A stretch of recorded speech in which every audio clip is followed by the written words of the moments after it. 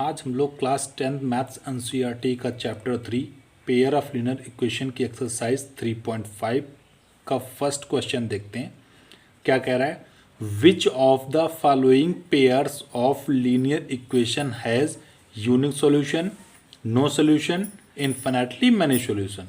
In case there is a unique solution find it by cross multiplication method. देखिए, हम लोगों ने इस चैप्टर 3 में 3 मेथड पढ़े हुए हैं।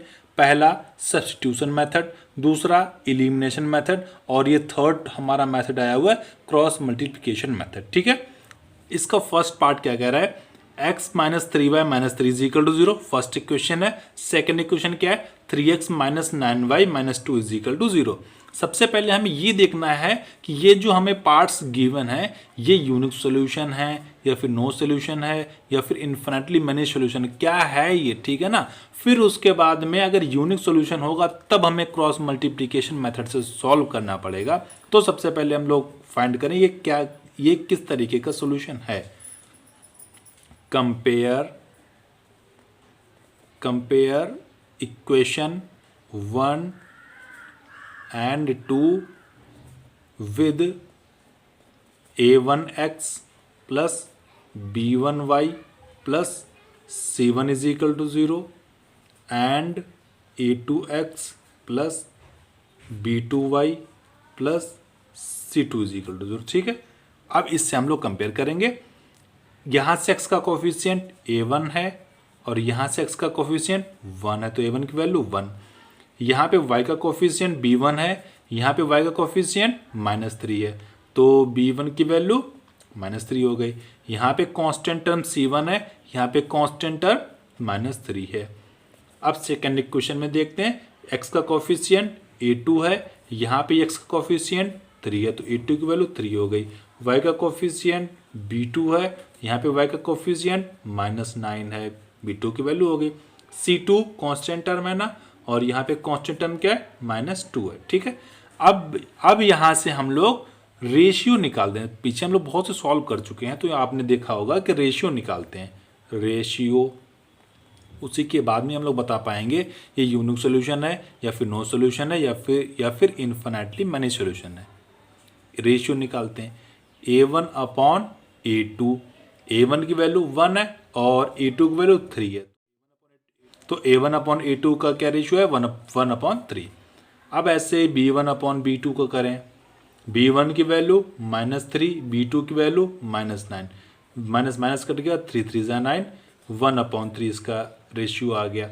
ऐसे ही c1 अपॉन c2 का हम लोग रेशियो देखते हैं। c1 की वैल्यू -3 है और c2 की वैल्यू -2 है, माइनस माइनस तो कट गया, 3.2 आया। अब यहाँ से आप देख सकते हैं a1 अपॉन a2 का रेशियो b1 अपॉन b2 का रेशियो तो बराबर है, लेकिन c1 अपॉन c2 का रेशियो बराबर नहीं है। That is a1 upon a2 is equal to b1 upon b2 does not equal to c1 upon c2। ये हमारी कंडीशन बनी है, नो सॉल्यूशन इसके लिए आंसर हो जाएगा। लेकिन हमें क्रॉस मल्टीप्लिकेशन से सिर्फ यूनिक सॉल्यूशन वाले फाइंड करने हैं और भाई और सब ऐसे ही यहीं पे छोड़ देने। ठीक है, तो इसका तो क्रॉस मल्टीप्लिकेशन हो ही नहीं सकता है।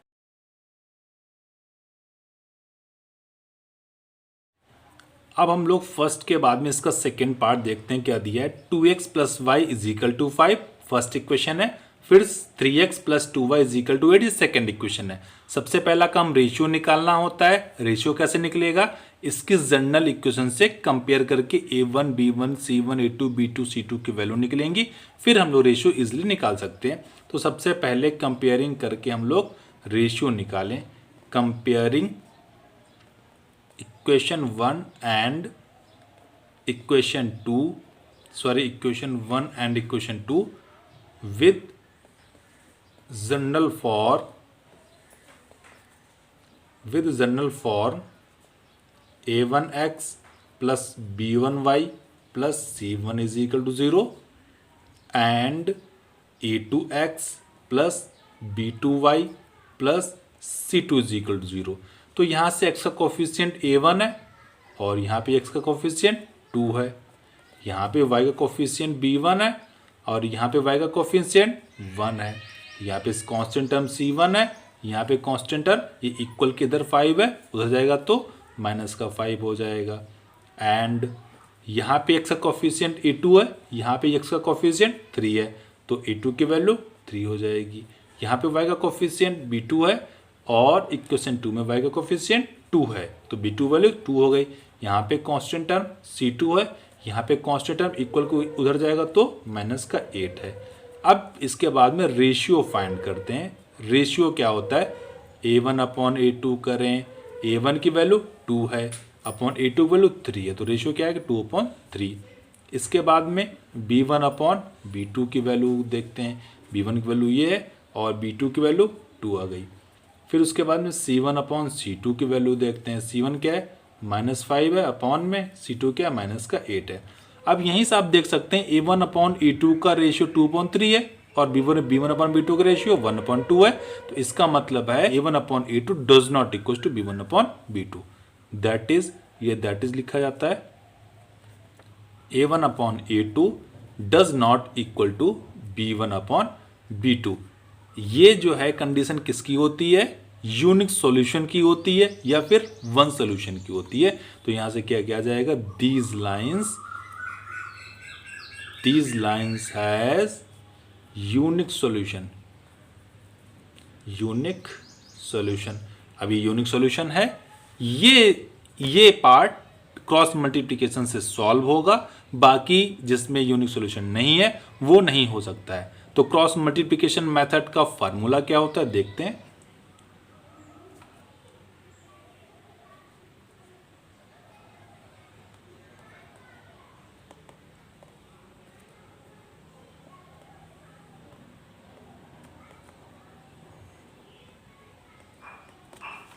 Bye cross multiplication method x upon में b1 c2 minus b2 c1 is equal to y upon c1 a2 minus c2 a1 is equal to 1 upon a1 b2 minus a2 b1।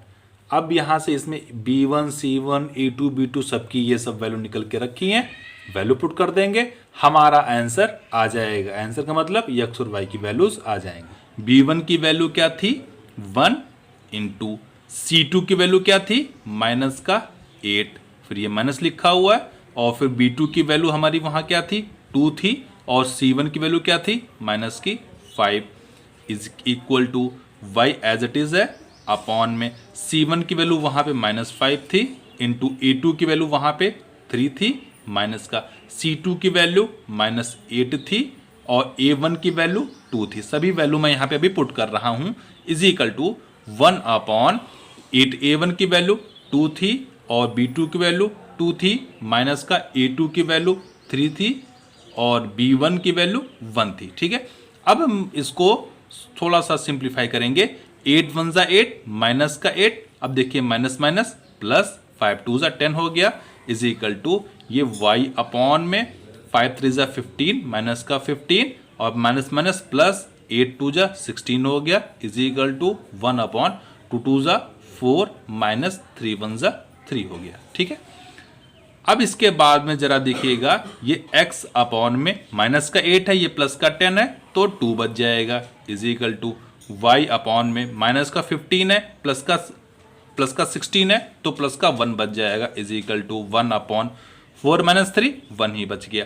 अब देखिए x वाला term भी constant के बराबर है, y वाला term भी कांस्टेंट के बराबर है, तो यहां से लिख देंगे that is x upon 2 is equal to 1, तो कांस्टेंट के बराबर कर देंगे, तो यहां से x की वैल्यू क्या निकल जाएगी 2 की मल्टीप्लाई इधर कराइए, 2 1 जा 2 हो जाएगा। ठीक है, और y की यहां से निकालते हैं, that is y upon 1 is equal to 1, तो 1 1 जा 1, तो y की वैल्यू भी 1 निकल जाएगी। ठीक है, x की वैल्यू 2 आ गई, y की वैल्यू 1 आ गई। यही हमारा क्रॉस मल्टीप्लिकेशन मेथड होता है, बहुत ही ईजी है।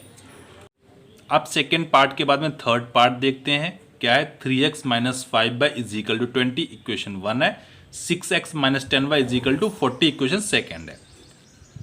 इसकी भी कंपेयर करेंगे जनरल फॉर्म से, compare with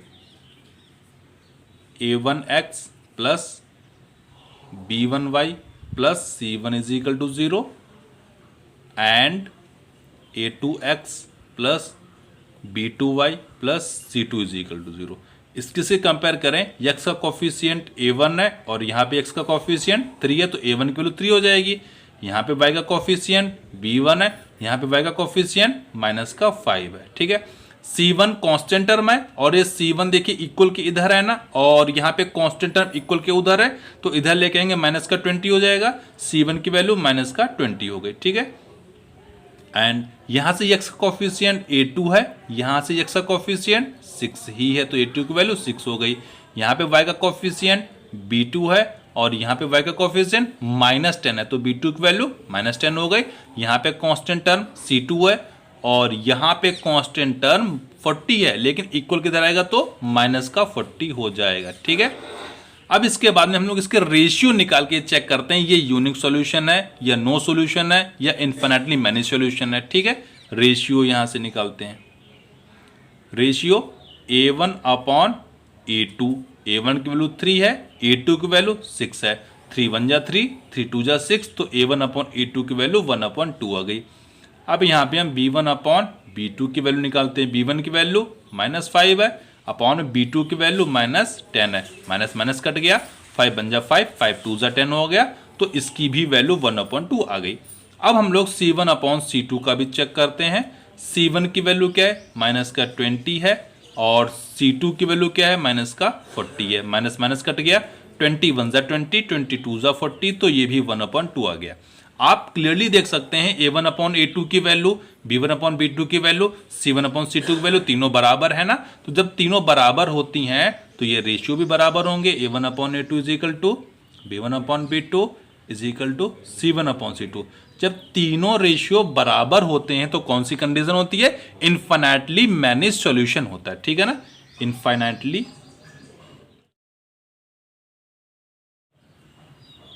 infinitely many solution. अगर हमारा यूनिक सॉल्यूशन आता तो हमें क्रॉस मल्टीप्लिकेशन एप्लीकेबल करना था, अदरवाइज नहीं था। तो ये तो इनफाइनाइटली मैनी सॉल्यूशन आया, इसमें क्रॉस मल्टीप्लिकेशन अप्लाई नहीं होगा। अब हम लोग थर्ड पार्ट के बाद में फोर्थ पार्ट देखते हैं क्या है। x - 3y - 7 is equal to 0 equation 1 है, और सेकेंड इक्वेशन क्या है, 3x - 3y - 15 is equal to 0। इसके लिए भी वही प्रोसेस, सबसे पहले a1 b1 c1 की वैल्यू निकालें, फिर हम लोग रेशियो चेक करते हैं।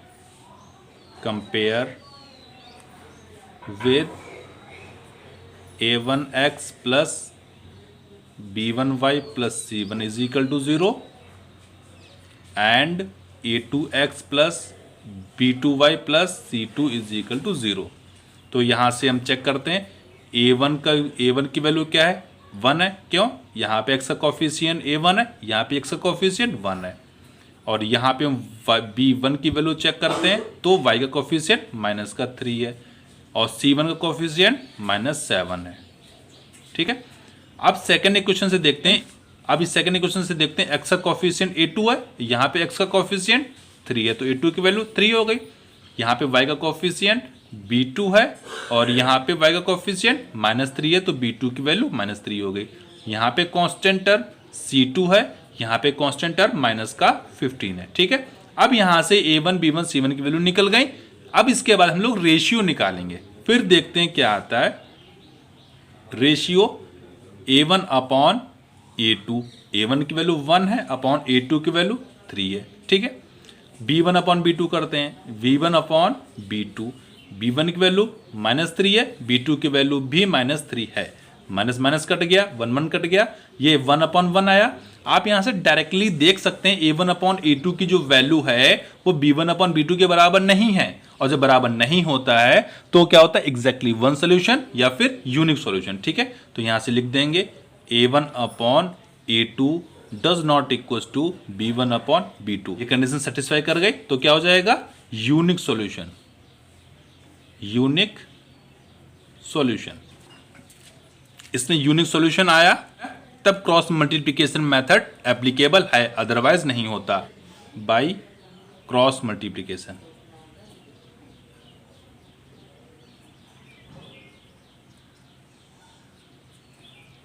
क्या कहता है cross multiplication, x upon b1 c2 minus b2 c1 is equal to y upon में c1 a2 minus c2 a1 is equal to 1 upon a1 b2 minus a2 b1। यही हमारा क्रॉस मल्टीप्लिकेशन मेथड का formula है। इसमें a1 b1 c1 की सभी की value put कर देंगे, x और y की वैल्यू यहां से निकल जाएंगी।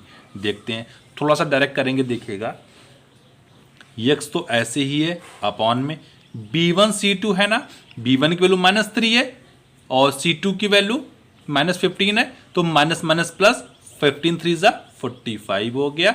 आप यहां पे वैल्यू रखिए, फिर मल्टीप्लाई करिए, यही आएगा माइनस b2 c1, b2 की वैल्यू -3 है, c1 की वैल्यू माइनस का 7 है, 7 3 जा 21 हो जाएगा।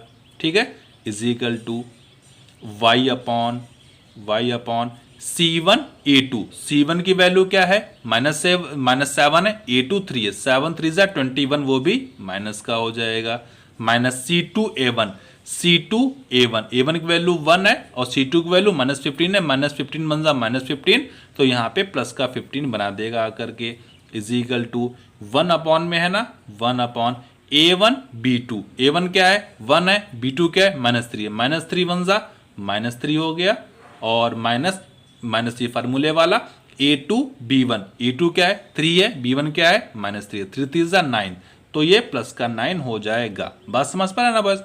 अब यहां से आप देख सकते हैं x अपॉन 45 से 21 को सब्ट्रैक्ट करिए तो 24 बच जाएगा, is equal to y upon में माइनस का 21 है, प्लस का 15 है, तो माइनस का 6 बच जाएगा, इज इक्वल टू 1 अपॉन में ये माइनस का 3 है, प्लस का 9 है, तो प्लस का 6 बच जाएगा। ठीक है, अब देखिए x अपॉन 24 के इक्वल भी कांस्टेंट टर्म है और y अपॉन -6 के इक्वल में भी कांस्टेंट टर्म है, तो दोनों के बराबर कर देंगे, that is x upon 24 is equal to 1 upon 6। अब 24 उधर मल्टीप्लिकेशन में भेजिए, x is equal to 24 upon 6 हो जाएगा, 6 4 जा 24, तो x की वैल्यू क्या आ गई 4 आ गई। ठीक है, तो यहां से y की भी वैल्यू निकाल सकते हैं। देखिए हम यहाँ पे y की वैल्यू निकाल रहे हैं, ये क्या है y upon -6 is equal to 1 upon 6 है ना, 6 से 6 कट जाएगा तो y की वैल्यू -1 आ जाएगी। ठीक है ना बस।